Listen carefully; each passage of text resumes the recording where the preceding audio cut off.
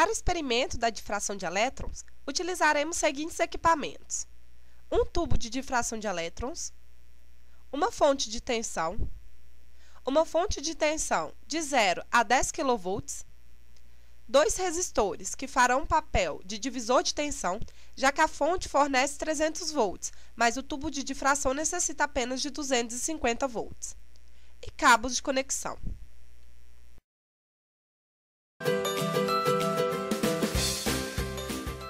A montagem do experimento será feita conforme o diagrama apresentado na tela. Conectamos o ponto G1 do tubo de difração de elétrons no polo negativo de 50 volts variável da fonte de alimentação.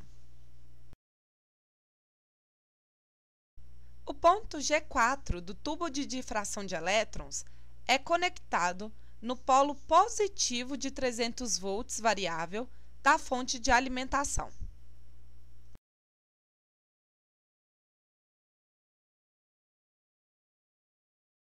Conectamos agora as entradas denominadas como H do tubo de difração de elétrons nas entradas de tensão variável de 6,3 volts da fonte de alimentação.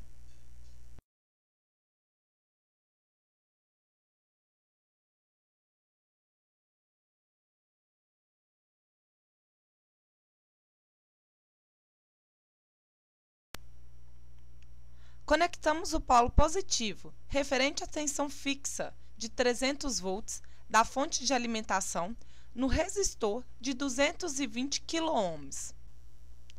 O polo negativo da tensão fixa de 300 volts da fonte de alimentação é conectado no resistor de 1 MΩ. Conectamos o ponto G2 do tubo de difração de elétrons na entrada inferior entre os dois resistores, de 1 MΩ e 220 kΩ. A saída G3 do tubo de difração de elétrons é conectada ao polo positivo da unidade de alta tensão. Como necessitamos de uma tensão de 10 kV, utilizaremos o outro polo negativo da fonte de alta tensão e o conectamos à entrada K do tubo de difração de elétrons. Conectamos o aterramento da unidade de alta tensão no seu polo negativo.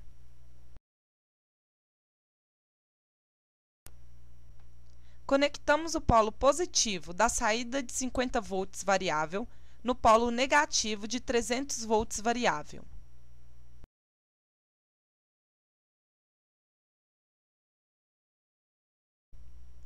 Conectamos o polo negativo de 300 volts variável no polo negativo de 300 volts fixo.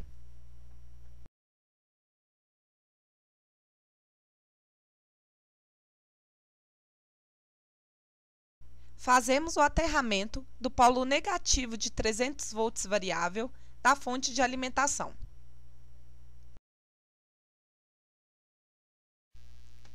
Confira se todas as conexões foram feitas corretamente.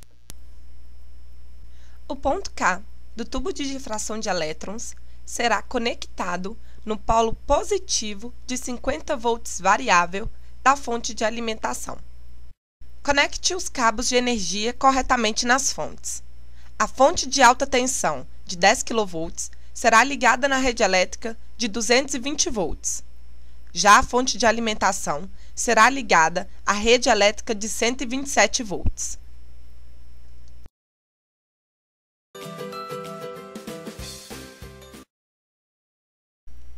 O tubo de difração de elétrons é composto por um sistema de geração de um feixe de elétrons colimado, uma fina camada de grafite e uma tela fluorescente. No tubo de difração, elétrons são gerados por efeito termoiônico, por meio de um filamento incandescente, denominado K. Esses elétrons necessitam ser colimados, e para isso é utilizado previamente uma espécie de peneira, denominada G1. Em G2, os elétrons são acelerados para uma diferença de potencial de 250 volts. Já em G3, os elétrons são fortemente acelerados por uma diferença de potencial de 10 kV e são focalizados por meio de G3 e G4, que constituem uma lente óptica eletrônica. Assim, esse feixe de elétrons colimados incidem sobre um grafite policristalino.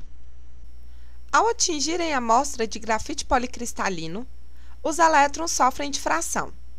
O padrão de interferência formado no bulbo mostra que existem regiões de interferência construtiva, que são os anéis claros, e regiões de interferência destrutiva, que são os anéis escuros.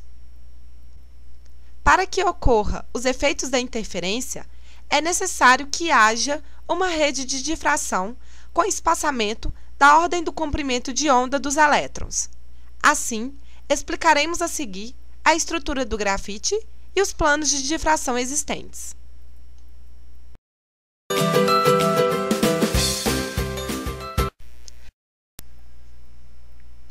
A estrutura do grafite pode ser vista na tela. Por ligação covalente, cada átomo de carbono é ligado a 3 outros átomos, formando uma rede bidimensional hexagonal. Os planos são separados por uma distância maior que a distância entre os átomos de carbono, sendo interligados por forças de Van der Waals. Essa superposição de planos resulta em um arranjo tridimensional, com distâncias muito bem definidas. Nesse experimento, utilizaremos um policristal de grafite. Um policristal é um material sólido constituído de inúmeros cristais com orientações e dimensões aleatórias, que se encaixam em um arranjo tridimensional. Em um cristal de grafite, temos inúmeros planos de difração para os elétrons. Na tela, vemos 2 planos de distâncias D1 e D2. Esses são os planos responsáveis pela formação dos anéis no bulbo do tubo de difração. Embora haja anéis provenientes dos outros planos de difração, eles não podem ser vistos no tubo, devido à nitidez e ao raio desses anéis. O experimento utiliza um policristal de grafite para garantir sempre a formação desses 2 anéis, independentemente da direção do feixe de elétrons. Caso o experimento utilizasse um cristal ao invés do policristal, deveríamos ter algum comando externo que rotacionasse o cristal de grafite para que formasse a figura de difração proveniente do outro plano.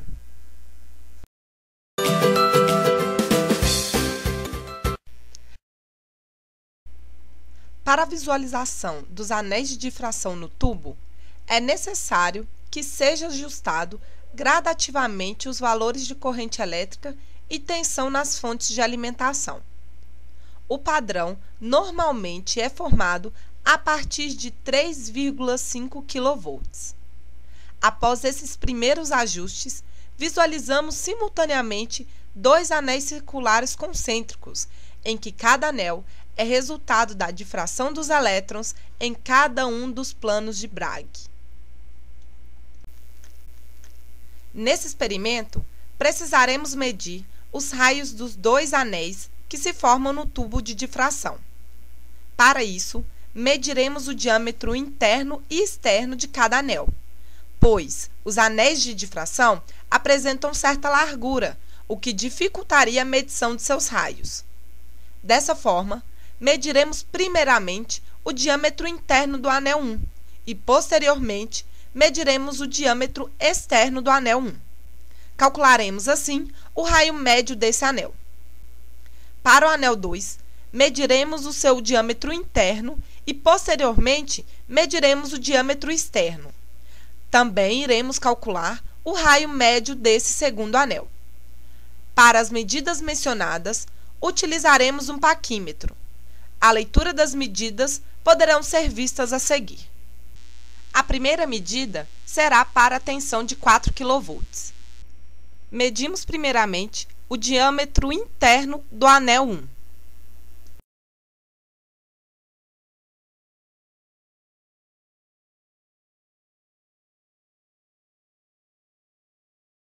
E, posteriormente, o seu diâmetro externo.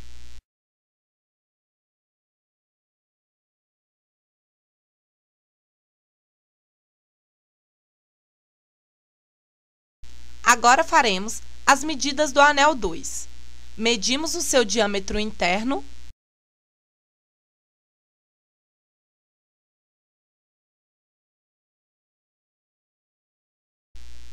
e, posteriormente, o seu diâmetro externo. Anote todas as medidas na tabela apresentada no roteiro do experimento. A segunda medida será para a tensão de 5 kV. Medimos primeiramente o diâmetro interno do anel 1.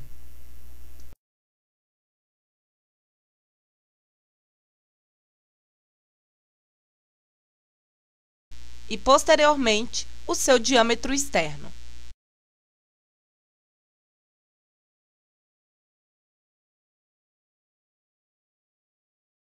Agora faremos as medidas do anel 2. Medimos o seu diâmetro interno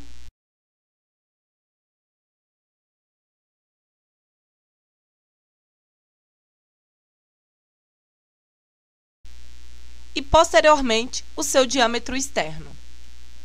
Anote todas as medidas na tabela apresentada no roteiro do experimento.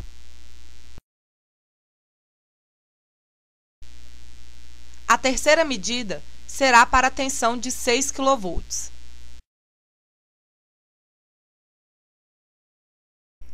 Medimos primeiramente o diâmetro interno do anel 1.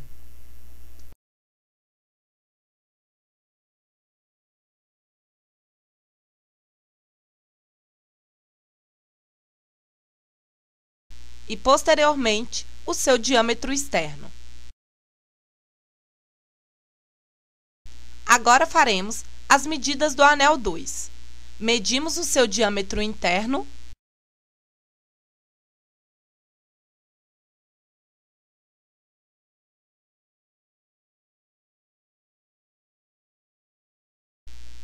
e, posteriormente, o seu diâmetro externo. Anote todas as medidas na tabela apresentada no roteiro do experimento. A quarta medida será para a tensão de 7 kV. Medimos primeiramente o diâmetro interno do anel 1.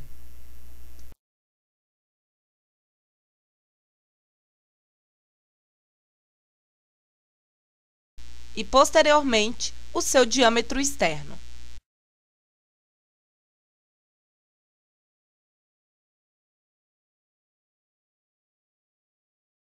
Agora faremos as medidas do anel 2. Medimos o seu diâmetro interno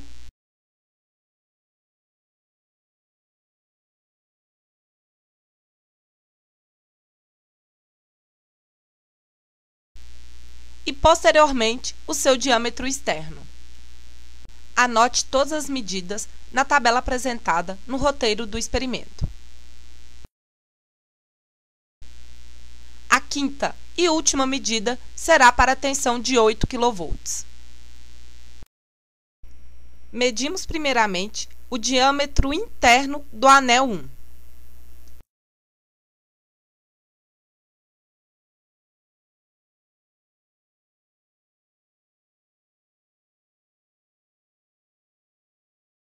E, posteriormente, o seu diâmetro externo.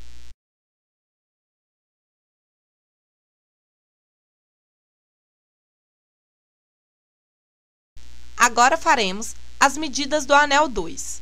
Medimos o seu diâmetro interno